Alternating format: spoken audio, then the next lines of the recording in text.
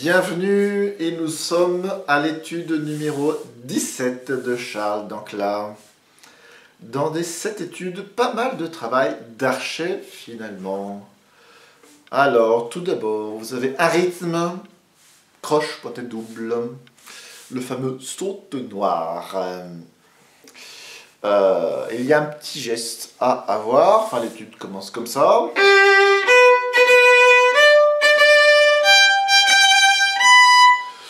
Et cette croche pointée double se fait avec 2 poussées. Très utile, très important à travailler. Et au tout début, pas si simple. Nous allons le faire en corde à vide. Je prends la corde La et nous travaillons ce geste d'abord sans les notes avec une corde à vide. Noir, saute noir. Alors, premier petit conseil, tout lâcher la noire. La croche pointée doit être largement poussée. Notre bras, il est toujours un petit peu feignant en général. Il n'a pas trop envie de remonter vers le talon, il faut le forcer un peu. Là, il faut vraiment le forcer. Noir. Et je pousse franchement. Je remonte bien la main vers le talon.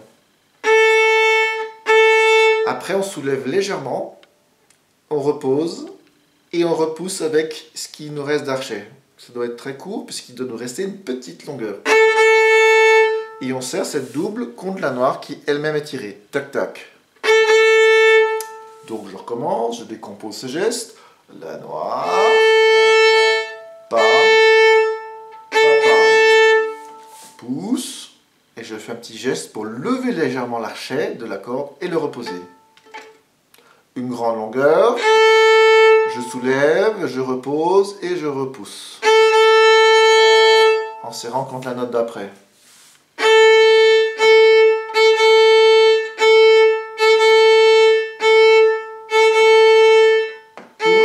Soulève, repose, et papam, pousse-tire très serré.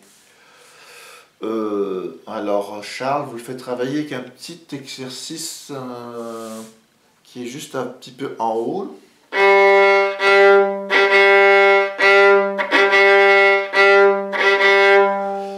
La petite virgule, c'est la petite respiration qui indique juste de soulever légèrement l'archet.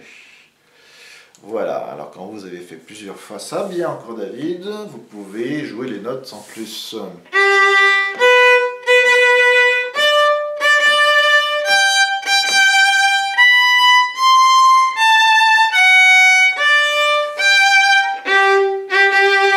Pam, pam, pam. Avec une grande longueur, j'y tiens. D'ailleurs, il a écrit largement. Le deuxième truc d'archet, alors j'ai pas écrit les numéros de mesure, 6, 7, 8, 9, 10, c'était la mesure 9, vous avez des croches, alors ce passage à croche, travaillez d'abord normalement avec un détaché normal.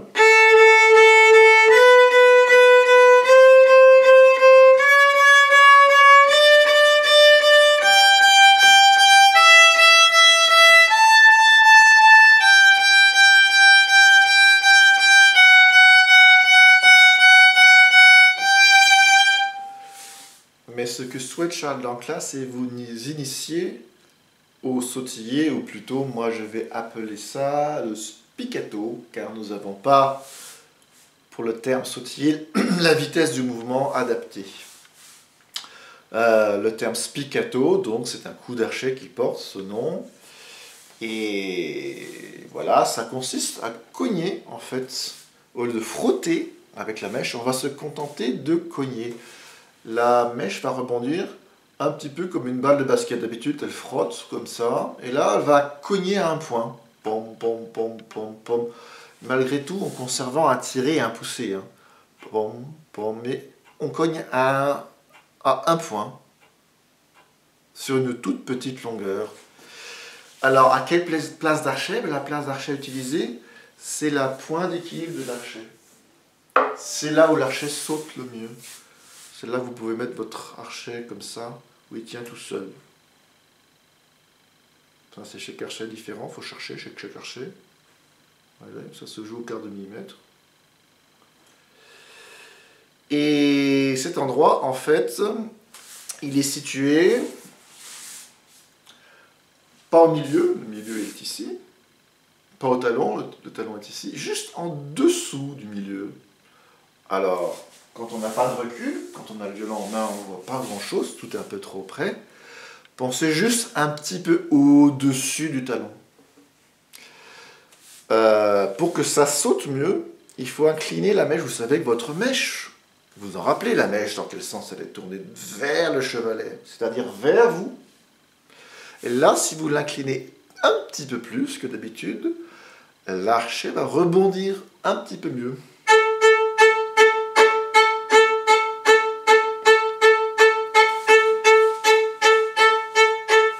Ce geste doit être tout petit. D'habitude, on a l'habitude d'ouvrir le bras et d'utiliser du bras. Là, il n'en faut pas du bras.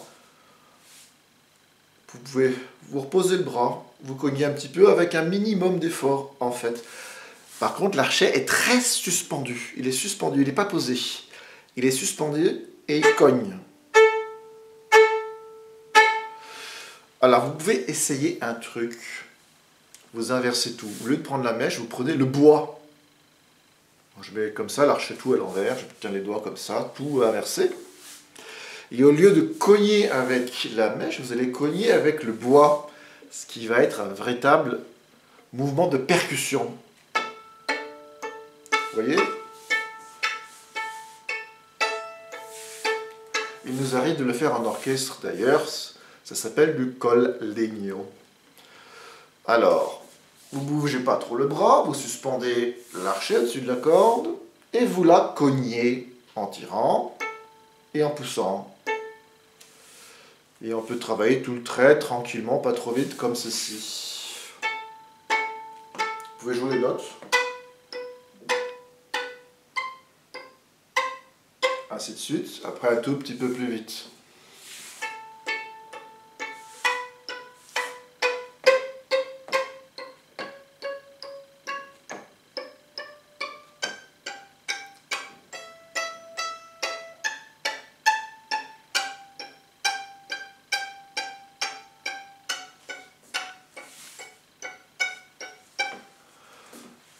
On reprend la mèche dans le bon sens, normal. J'en profite pour rappeler que vous devez toujours veiller à bien avoir vos doigts installés, bien, là, les doigts bien positionnés. Et vous pouvez essayer cette fois-ci de percuter avec la mèche, légèrement plus inclinée que d'habitude.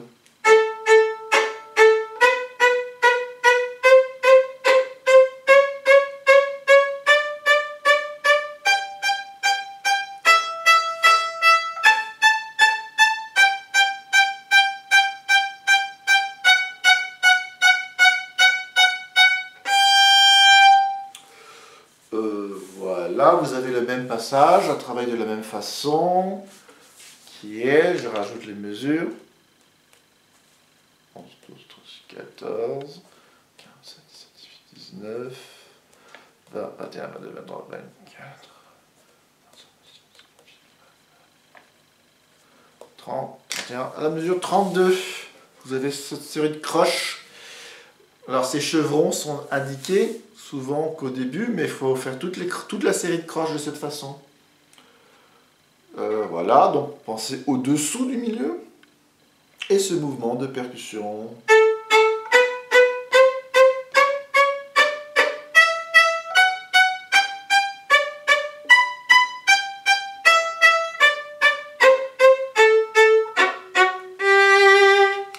Alors évidemment, quand on s'essaye à ce geste la première fois, ça ne donne pas tout de suite un résultat extraordinaire. C'est très très dur à réaliser de façon régulière. Au début, vous allez peut-être arriver à cogner, pas très bien, puis vous allez peut-être cogner 2 fois en tirant, alors qu'il faut tirer et puis après pousser. Et puis ça risque d'être pas très régulier. J'exagère, mais au début ça fait un petit peu comme ça. Ne vous en faites pas. Il faut toujours avoir essayé les choses une première fois, et au début, il faut se lancer. Pensez au truc de la baguette. C'est pas un mauvais truc. Voilà, et bien j'ai un petit peu fait le tour. Allons-y pour cette étude entière.